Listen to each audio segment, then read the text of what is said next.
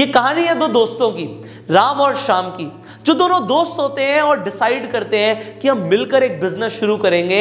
हम भैंस खरीदेंगे एक एक और उसका दूध निकालेंगे, दूध को बेचेंगे, दूध से दही बनाएंगे, पनीर बनाएंगे, खोया बनाएंगे और हमारा बिजनेस बहुत अच्छा चलेगा। अब दोनों डिसाइड करते हैं कि अगले सुबह 10 बजे हम चौराहे पर मिलेंगे और फिर हम भैंस खरीदने जाएंगे।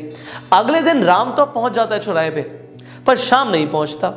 अब राम शाम का इंतजार करता है, 1 घंटा निकल जाता है, 2 घंटे निकल जाते हैं, 3 घंटे के बाद राम को लगता है कि शाम को इंटरेस्ट नहीं होगा इस बिजनेस में, तो वो नहीं आया। तो राम अकेला जाके भैंस खरीद कर ले आता है घर पे।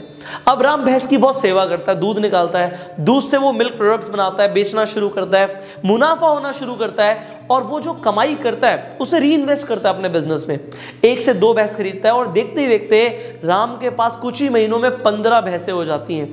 पर राम रुकता नहीं है, राम गांव से शहर पहुंचता है और शहर के बाद पूरे राज्य में अलग अलग जगह फैक्ट्रियां लगाता है। उसका दूध और मिल्क प्रोडक्ट्स का बिजनेस बहुत अच्छा चलने लग जाता है। अब राम अमीर भी हो जाता है, राम नया घर ले लेता है, शहर में गाड़ियां खरीद लेता है। और एक दिन राम को याद आती है अपने गांव की। वो सोचता है मैं अपने दोस्तों से मिलकर तो आऊं, गांव में जिन लोगों के साथ मैं खेला कूदा हूं उनसे मिलकर आऊं।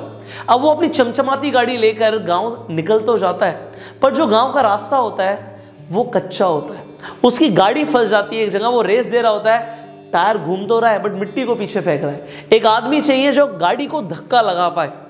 अब राम गाड़ी से बाहर निकलता है, वो देखता है इधर उधर कि कोई आदमी दिख जाए, तो उसे एक आदमी दिखता है एक पेड़ के नीचे छाये में आराम करता हुआ। अब राम आवाज लगाता है, हेलो एक्सक्यूज मी, क्या आप मेरी मदद कर सकते हैं? अब वहां से कोई रिस्पॉन्स नहीं आता। राम गाड़ी को बंद करके उस आदमी की तरफ जाता है। आदमी की तरफ जाके क्या देखता है, अरे ये तो श्याम है। श्याम तूने क्या हालत कर रखी है अपनी, क्या बना रखा अपने आप को? श्याम कहता है बाबूजी आप कौन? श्याम इमेजिन नहीं कर पाता कि राम कभी सक्सेसफुल भी होगा, वो कभी सूट बूट में उसके सामने आएगा, वो गाड़ी का मालिक बनेगा। वो इमेजिन ही नहीं कर पाता आदमी कौन है। श्याम सोचता है राम तो मेरे साथ यहाँ पे घूमता था, उसके पास तो 1-2 भैंसें होती थी, बस यही तो था, फिर वो कहां पे बढ़ गया उसे कुछ नहीं पता। पर अब राम बोलता है, अबे श्याम एक बात बता, ये बात मेरे दिमाग में बहुत बार खटकती है। जब मैंने बोला था सुबह सुबह तू आजा चौराहे पे, हम भैंस खरीदने जाएंगे, तू आया क्यों नहीं? मेरा बिजनेस देख कितना बढ़िया चल रहा है, आज मैं इतना बड़ा आदमी बन गया हूं क्योंकि एक दिन हमने वो काम शुरू करने का डिसीजन लिया था, तूने नहीं किया। और देख तू कहां पर है और देख मैं कहां पर हूं। अब तू क्यों नहीं आया पहले मुझे ये बता। श्याम बोलता है बड़ी धीमी आवाज में कि भाई उस दिन मैं घर गया, मैंने अपनी बीवी से डिस्कस भी किया कि हम भैंस खरीदेंगे, पर मेरी बीवी ने बोला तुम भैंस खरीद तो लोगे पर भैंस को कोई बीमारी हो गई, भैंस मर गई तो। राम हंसने लग जाता है। श्याम कहता है भाई जो तूने काम शुरू ही नहीं किया, तू पहले नेगेटिव सोचने लग जा। इसी वजह से लोग कभी जिंदगी में कामयाब नहीं बन पाते, क्योंकि वो लोग नेगेटिव पहले सोचते हैं। नकारात्मक लोग नकारात्मकता की तरफ ज्यादा सोचते हैं। वो सोचते हैं नहीं हुआ तो।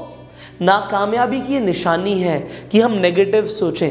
और पॉजिटिव लोग क्या सोचते हैं, let's give it a shot, अगर हो गया तो क्या होगा।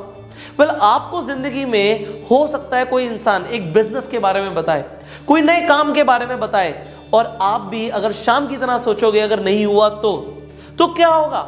आप वहीं पे जहां पर थे वहीं पे तो रहोगे, बट अगर हो गया तो। So think positive. जिंदगी में हमेशा अपॉर्चुनिटीज को पॉजिटिव डायरेक्शन में लेकर चलो। पॉजिटिव सोचो अपॉर्चुनिटीज के बारे में, तभी आप जिंदगी में एक नए मुकाम को हासिल कर पाओगे। तो अगर अपना लेवल ऑफ लाइफ चेंज करना है तो नई अपॉर्चुनिटीज को ग्रैब करो, and that is the message of the day. So आपकी भैंस पैदा होने से पहले नहीं मरनी चाहिए। सो कम से कम पैदा करो, उसका ध्यान रखो।